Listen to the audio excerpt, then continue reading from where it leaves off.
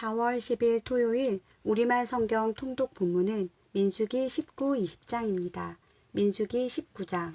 여호와께서 모세와 아론에게 말씀하셨습니다. 이것은 여호와가 명령하는 율법의 조항이다. 이스라엘 백성들에게 말해 흠없이 온전하고 멍에를 맨 적이 없는 붉은 암송아지 한 마리를 너희에게 끌어오게 하라. 그것을 제사장 엘르아살에게 주어 그가 그것을 진 밖으로 끌고 나가서 자기가 보는 앞에서 죽이게 하라. 그러고 나서 제사장 엘르아살은 자기 손가락에 그 피를 조금 묻혀서 회막 앞쪽을 향해 7번 뿌리게 하라.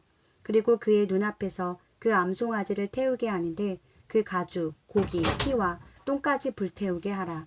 제사장은 백향목과 우슬초와 붉은색 양털을 조금 가져다가 암송아지를 사르고 있는 불 위에 던져야 한다.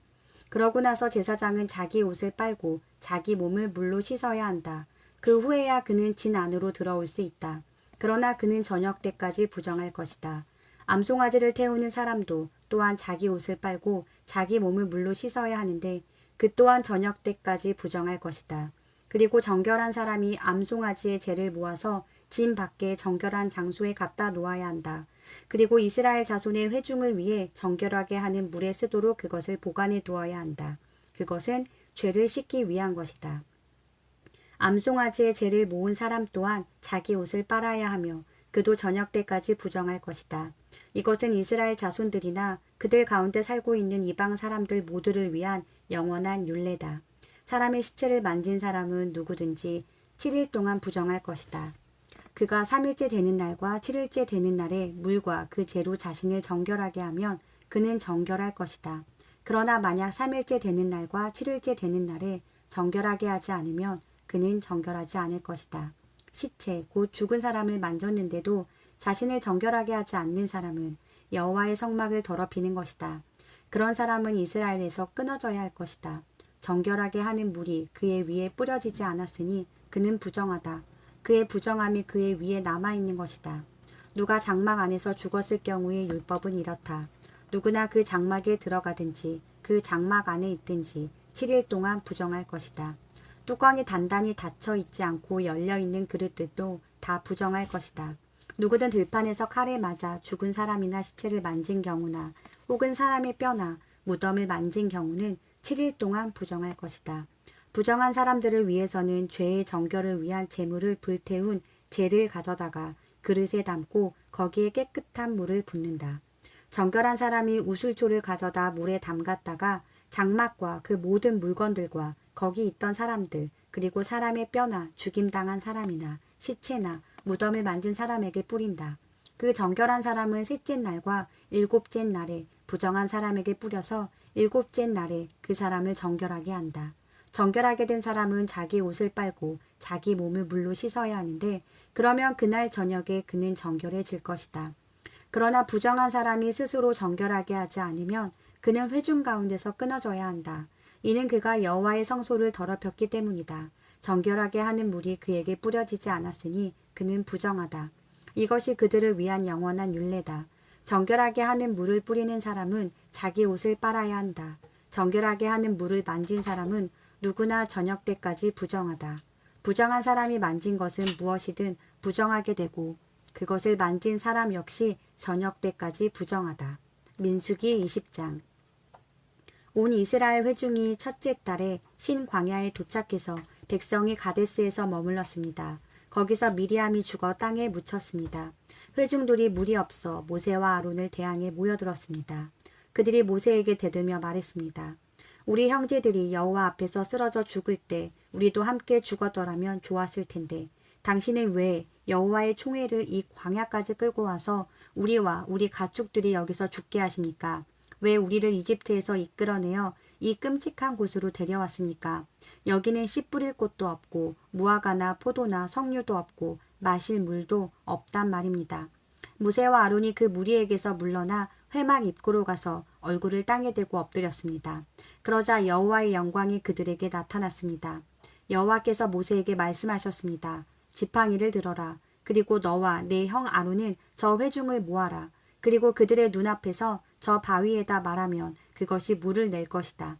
너희는 그들을 위해 물이 바위에서 나오게 해 저 회중과 그들의 가축들이 마실 수 있게 하여라. 그러자 모세는 그분이 명하신 대로 여호와 앞에서 지팡이를 집어들었습니다. 그와 아론이 총회를 바위 앞에 모으고 모세가 그들에게 말했습니다. 너희 불순종하는 사람들아 들으라. 우리가 너희를 위해 이 바위에서 물을 내겠느냐. 그러고 나서 모세가 자기 손을 들어 그 지팡이로 바위를 2번 내리치니 물이 많이 쏟아져 나와서 회중과 그들의 가축들이 마셨습니다. 그러나 여호와께서 모세와 아론에게 말씀하셨습니다. 너희가 나를 믿지 못해서 이스라엘 자손들 앞에서 내 거룩함을 나타내지 못했으니 너희가 이 회중을 내가 그들에게 주는 땅으로 데리고 들어가지 못할 것이다. 이스라엘 자손들이 여호와와 다투었으므로 이곳을 무리바 물이라고 했습니다. 여호와께서 그들 가운데서 그분의 거룩함을 나타내셨습니다. 모세가 가데스에서 에돔 왕에게 사신들을 보내 말했습니다. 당신의 형제 이스라엘이 말합니다. 당신은 우리에게 닥쳤던 모든 고난들에 관해 알고 있을 것입니다. 우리 조상들이 이집트로 내려갔고 우리는 거기서 오랫동안 살았습니다. 이집트 사람들은 우리와 우리 조상들을 학대했습니다. 그러나 우리가 여호와께 부르짖었더니 그분이 우리의 부르짖음을 들으시고 천사를 보내어 우리를 이집트에서 이끌어내셨습니다. 이제 우리가 여기 당신의 영토의 가장자리에 있는 성읍인 가데스에 있습니다. 우리가 당신의 나라를 통과할 수 있도록 해 주십시오. 우리는 밭이나 포도원을 가로질러 가지 않을 것이며 우물물을 마시지도 않을 것입니다. 우리는 왕의 큰 길을 따라가기만 할 것이며 당신의 영토를 다 통과할 때까지 오른쪽이나 왼쪽으로 벗어나지 않겠습니다. 그러나 에돔이 대답했습니다. 너는 여기로 통과할 수 없다. 내가 칼을 들고 너희를 대적하러 나가지 않게 하라. 이스라엘 자손들이 그에게 대답했습니다. 우리가 큰 길로 가겠습니다. 우리나 우리 가축들이 당신의 물을 마신다면 우리가 그 값을 치르겠습니다. 우리는 단지 걸어서 지나가기를 바랄 뿐이지 다른 뜻은 없습니다. 그들이 다시 대답했습니다. 너는 지나갈 수 없다. 그러고 나서 에돔이 많은 백성과 강한 손으로 이스라엘을 대적하러 나왔습니다. 이스라엘이 자기 영토를 통과하는 것을 에돔이 허락하지 않았기 때문에 이스라엘은 그들에게서 돌아섰습니다. 이스라엘 자손의 온 회중이 가데스를 떠나 호르산으로 갔습니다. 에돔 경계 가까이에 있는 호르산에서 여호와께서 모세와 아론에게 말씀하셨습니다. 아론은 자기 조상에게 돌아갈 것이다. 너희 둘이 무리바 물에서 내 명령을 거역했기 때문에 그는 내가 이스라엘 자손들에게 주는 그 땅으로 들어가지 못할 것이다. 아론과 그의 아들 엘르아살을 호르산으로 데려가라. 아론의 겉옷을 벗겨서 그의 아들 엘르아살에게 입혀라. 아론은 그 선조들에게로 돌아가리니 그가 거기서 죽을 것이다. 모세가 여호와께서 명하신 대로 했습니다.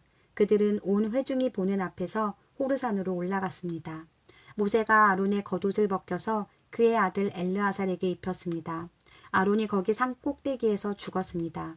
모세와 엘르아살이 산에서 내려왔습니다. 온 회중이 아론이 죽었다는 소식을 알게 되자 이스라엘 온 집은 30일 동안 아론의 죽음을 애도했습니다. 아멘.